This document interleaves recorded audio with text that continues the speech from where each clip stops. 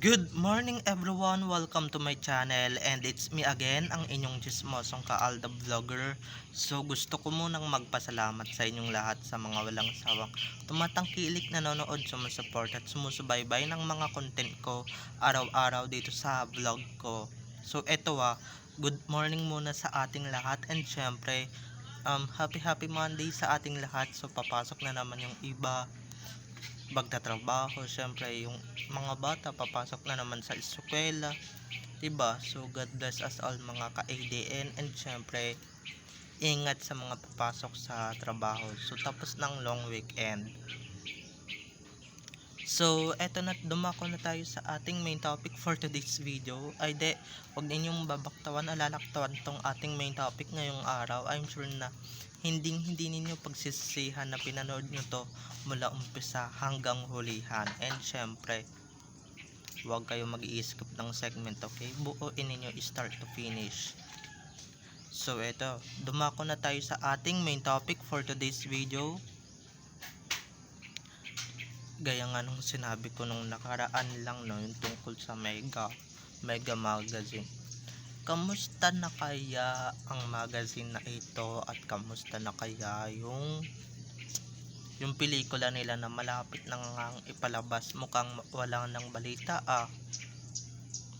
mukhang na reschedule na, parang wala naman ka-excitement dyan sa pelikulang yan. So eto na guys, watch this, mamaya ipapaliwanag ko sa inyo ng buong buo. So eto na guys, watch this. At kung nakita nyo na ngayong recap, so once again, si TTO sa mga admins nating mababait. So maraming salamat sa inyong lahat, kasi kung hindi dahil sa inyo, wala ako dito sa kinalalagyan ko. And syempre, wala akong mga magagandang updates kung hindi dahil sa inyo. So maraming salamat sa inyong lahat. And syempre, maganda din naman yung pagsasalita natin, 'di ba?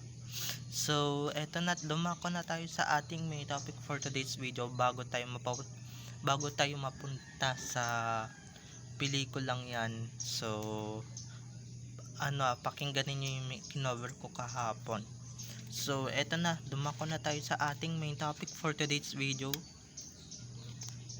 Like what I said earlier, dalawang topic nga yung pag-uusapan natin, kaya nga mahaba-haba ito. Ito na nga yung unang topic. 'Di ba nga nag-photoshoot sila for Mega?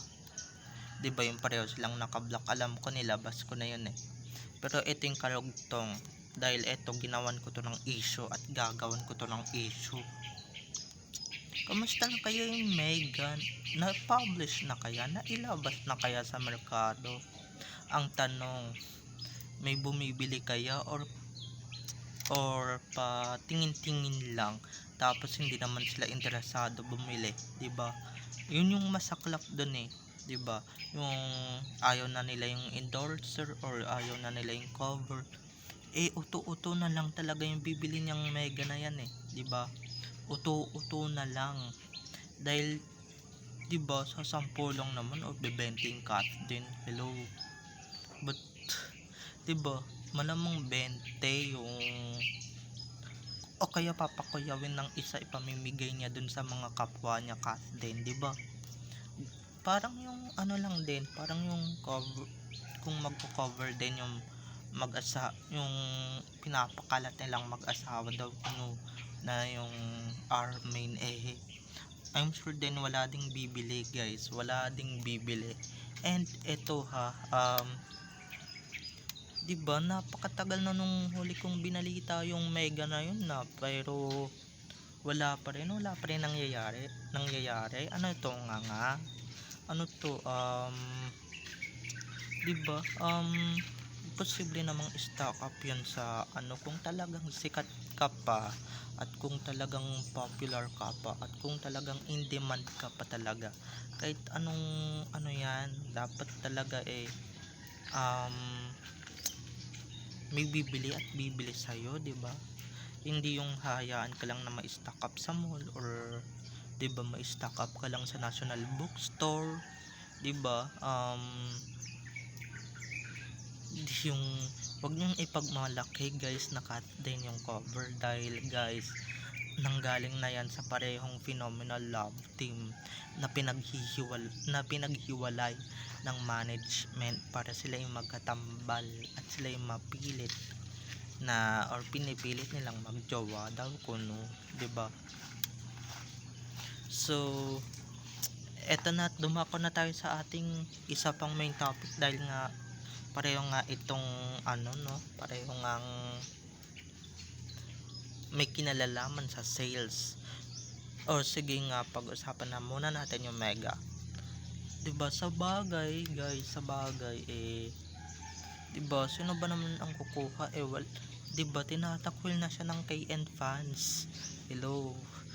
'Di ba? Mismong other half ng KN noon tinatakwil na siya, 'di ba? So wala nang bibili. Yun lang naman yung pag-asa. Iilan lang ba yung fans niyan? Wala pang 1,000 yan, 'di ba? Wala pang 1,000 yan. Paano bibili yan? Paano makaka-sold out yan ng product ng idol nila, 'di ba? At lalong lalo na yung Anay-natics, galit na galit kay Sakang yan, 'di ba? Lalo na nung 2019 era ng Hello Love Goodbye, 'di ba? So hindi din yan bibili. Kaya sorry na lang Mega, walang bibili niyan sa inyo, 'di ba? Stock up lang kayo sa merkado, or diyan lang kayo. Mas bibili pa yung iba ng ibang magazines ng, 'di ba, yung walang mukha ninyo or walang pagmumukha ng Sakang na yan, 'di ba? Mas okay pa. So speaking of sales, let's continue our topic to the next topic that our discussing, or 'di ba, our pag-uusapan, our main topic for today's video. Eto na nga, 'di ba, ang yabang pa talagang todo promote pa ng movie nila ni Alden at ni Catherine Bernardo, yung mga management nila. Kala nyo naman kikita, pero eto nung mga past few days lang, or past few months, 'di ba, halos wala na akong balita, or past few month ng October until mag-November 1, wala na akong balita, 'di ba? Kala nyo naman may masusurprise pa dyan sa mga ek ninyo na pa-premiere, 'di ba, magkakaroon lang naman yan ng sales pagka nagpadding kayo, and syempre pagka nagdagdag kayo ng pag nagdagdag kayo ng, 'di ba, mga sinihan, or kaya nandaya kayo katulad ng other network na ngayon kakampi nyo na, hindi ba?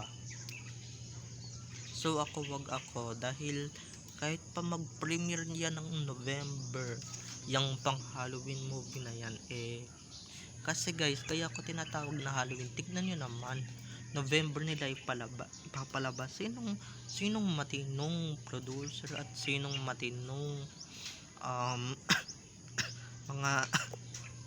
mga networks ang magbabalita niyan? Sino yung manonood niyan? Alam nyo naman guys, pag November 13, Diyos ko, malapit na magpasko nun, and syempre yung mga bata lalo na pag Pasko, mga bata yung masusunod kung anong gusto nilang panoorin. Malamang sa alamang baka mamaya pagka pumuntang Walter yung mga taga Bulacan, or 'di ba, baka mamaya walang manood, walang nanonood, or wala kayong makitang nanonood, 'di ba? Kahit saan pa yung parte ng Pilipinas or ng mundo, wala talagang manonood ng pelikulang yan. Hindi namin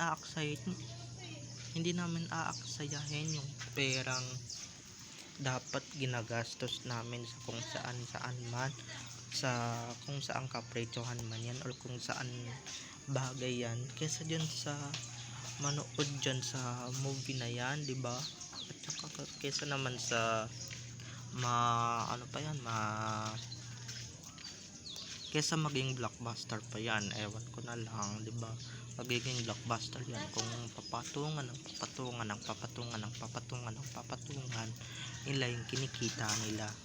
Oo, kikita naman din yan, kaso guys, sa block screening nga lang, yun yung masaklap doon. Sa block screening nga lang sila kikita, 'di ba? At hindi pa sure talaga kung may magpapa-block screening, dahil wala naman ako naririnig sa mga sasampu nilang fans, sa sasampu nilang fan base, tig, 'di ba, bawat fan base tig sa 10, tig 20, tig 30 lang naman ang member. So wala akong nababalitaan sa kanila kung gagawin nila yon, 'di ba? Pero asahan niyo yung Anay Natics, hindi nila gagawin yan kasi sukang-suka sila dyan kay Sakang, 'di ba? O kaya lahat naman ng ka-love team ni Alden kinasusukahan nila, 'di ba? Kasi nga insecure sila. So wala talaga 'di ba? Talagang yung Mega pati yung movie parehong magpa-flop yan. Pustahan parehong magpa-flop yan at parehong hindi kikita yan. Kung kikita man yan, malamang yung magazine pinakyaw tapos pinamigay, tapos palalabasin kumita, tapos yung obamenta, tapos yung pelikula papadingan nila ng papadingan, tapos sasabihin nila kumita, 'di ba? Kahit nasa mismong block screening lang yan, mag-a-assume na talaga sila, and syempre itotodo na nila to, 'di ba? 'Di ba? May palabas lang nila talaga na popular ang love team daw, puno.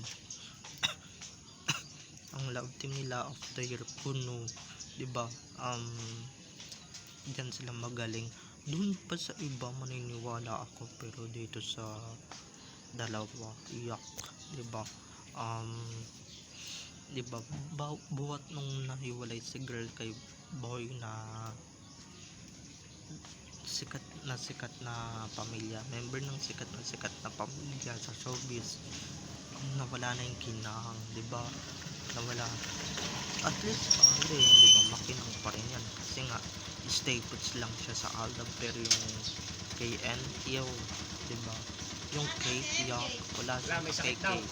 Babay na mga ka-ADN, I love you all, have a nice day, keep safe, and God bless. Huwag niyo kalimutan na mag-subscribe dito sa aking channel para dito sa mga balita, sa mga bago pang balita na ating masasagap. Okay, babay na, I love you all, have a nice day, keep safe, and God bless everyone, bye bye.